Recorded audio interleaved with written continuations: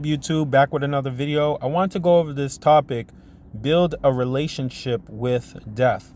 Now this one has been a tough one that I've been wanting to create, and I've been kind of just like you know I've been kind of just still about not creating it, but it's a topic and something that is dear to my heart, and something that I want to talk about. And death is something that we all should have a relationship with. It's something that we should not, be, really, hostile towards, or, ignore. And the simple fact is that many people probably won't even click on this video because I've stated death inside of it. And you have to realize that death is a part of life. It's a part of the experience of life. And if you are trying to enjoy the full aspect of life, you must also enjoy the relationship with death. Because to be honest, I truly believe that death is the beginning of life.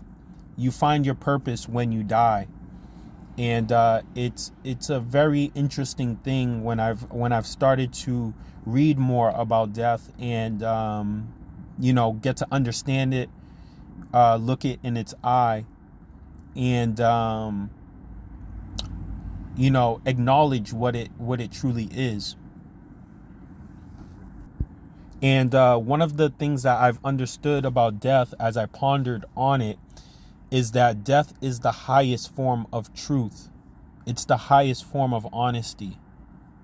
It's the highest. If you are seeking truth and honesty, and you're seeking something that is, straightforward, it doesn't play any games, or it doesn't, have to use subtle contexts to get your attention, or it doesn't have to manipulate. That's why I've found death to be so beautiful, because it's a part of who I am. It's a part of who I am as a person.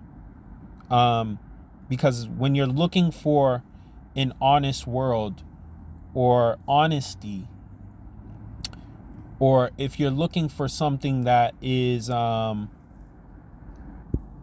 so blunt and so unfiltered, it's look no further, because the thing is with death, man, you can't run from it.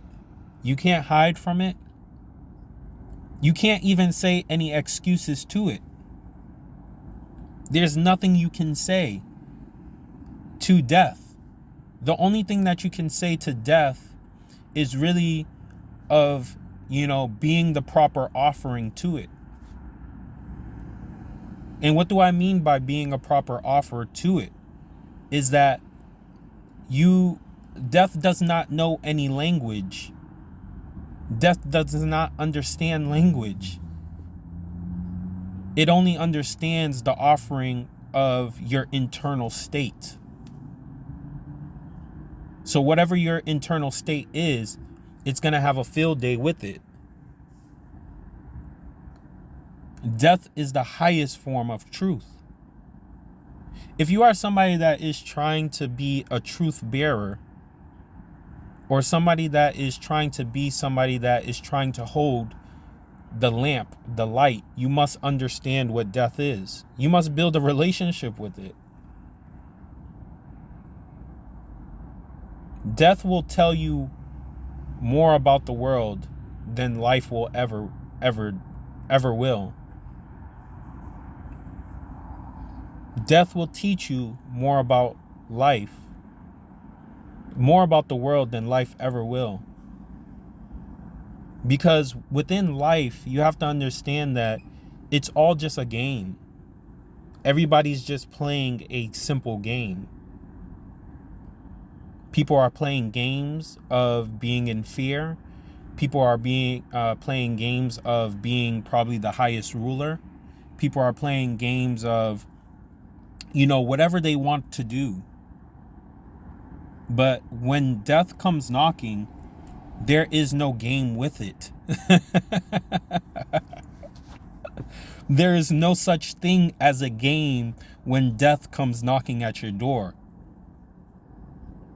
So I urge everybody, man, like, what game are you going to play when you see it?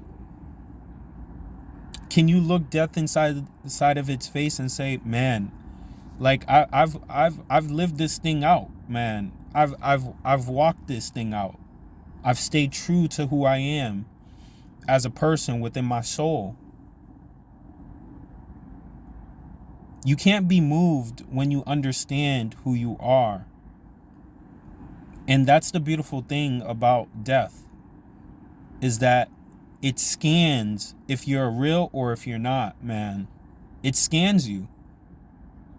You know, you can always, like, sometimes I watch certain movies and in certain shows, and I love watching people, you know, at when they face death. One of my favorite scenes is in Breaking Bad, when Hank is about to die from those gangsters, and you know, he looks at Walter. He was like, "What do you want me to?" And you know, the gun was you know, faced to him. And one of my favorite lines that he says, he's like, "What am I supposed to do? Beg?" You know, what that showed me was full acceptance. And you know, he's like, you know, do what you have to do.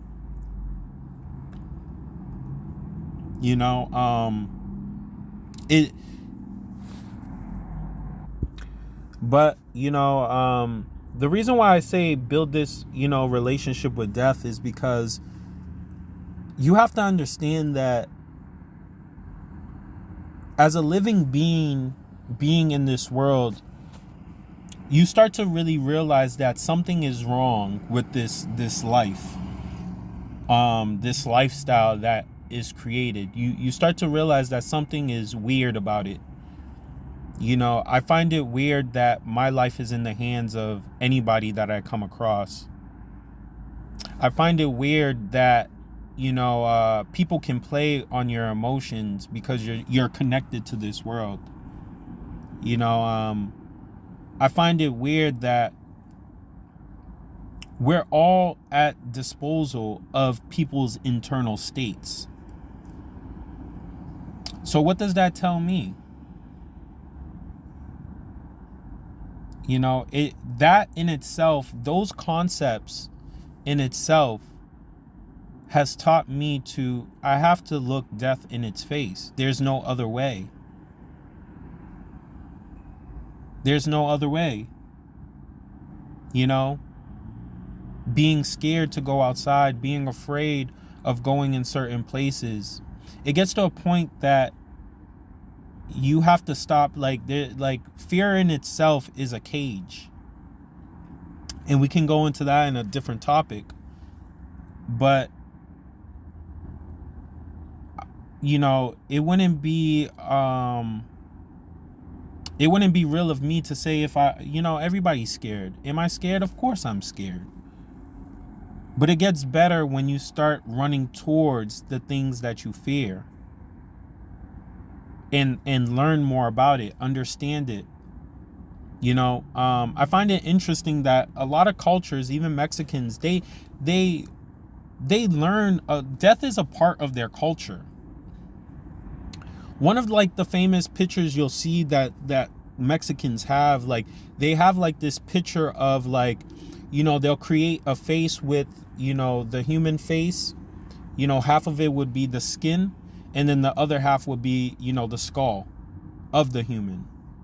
You know, kind of representing life and death. Because if you, like I said, if you are to be on this journey, this conscious journey of life, you must understand the both of them, life and death. You must, man. You must. As hard as it is, you must understand it. If you're seeking truth and wisdom, You have to grapple with the concept of death. You have to. And things get better, man. Things get better. You learn about it. You start to want to, live a certain type of way, right? Because in this society, we should be preparing people for death. I think the worst thing is not preparing people for death. Because when death comes, I believe people should not be stressed. You should be so relaxed, man. The worst thing is having an anxiety attack before you die. You should be in your bed, relaxed, stress-free, knowing that you live this thing out the best way that you could. And you say, peace, I'm out. You drop the mic. But there should not be any fear of death if you've been doing the right things, man.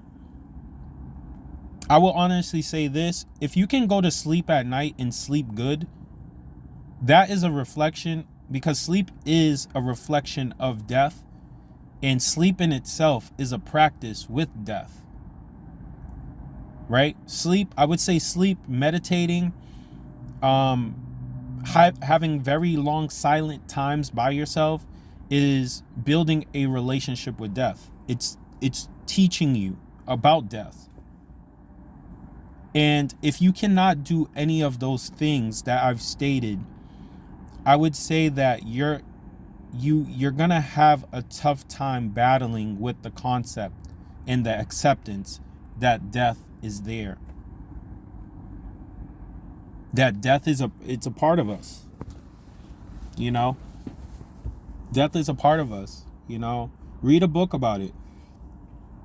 They even have they even have certain museums in honors of death that I've been learning about.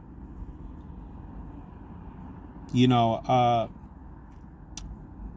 know it may sound kind of weird or things like that, but it's important to see what death looks like. It's important. It's not to make you feel scared or anything like that, but I think it's important to, see, okay, oh, that's what a dead body looks like. Oh, okay, this is what that looks like. And I'm not talking about a body when, it's all, puffed up inside of a casket. No, I think that's more weird than just seeing a natural body. To be honest, like you're looking at a casket, the person's head is all stitched up and it's all bombed up. I think that's more weird than actually seeing a natural death.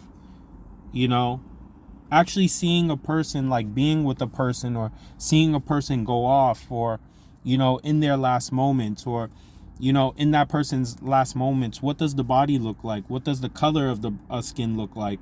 How was the person reacting in a certain situation when they was dying? Did they look peaceful? Was it scary? Because a lot of times we leave death to the imagination, but when you see it up close and you see what it is, it gives you more of a familiarity with it, and to build more of a relationship with it. And for any context, if anybody's looking to understand more about death, they even have what is it? They even have like volunteer work where you can go to a person's home, or maybe a nursing home or a facility, a hospital, and you can spend certain amount of times with somebody that is on hospice or something like that. You can spend up to an hour, 30 minutes, however long, for certain amounts of times within the week. You can spend time with a person and just talk to them, probably catch up a couple of words with them, like how are you feeling, make them feel happy, make them feel comforted. And you can even ask them questions. So I hope that in some way I can bring this conversation and have some positive insight on this, and put a positive spin on death, because death is not something that should be scary, man. It shouldn't be something that's scary. It shouldn't be something that we should be fearing. You know, I think some of the most wisest people on this earth were people who built a relationship with death, and tried to understand the psychology behind it, right? But yeah, peace.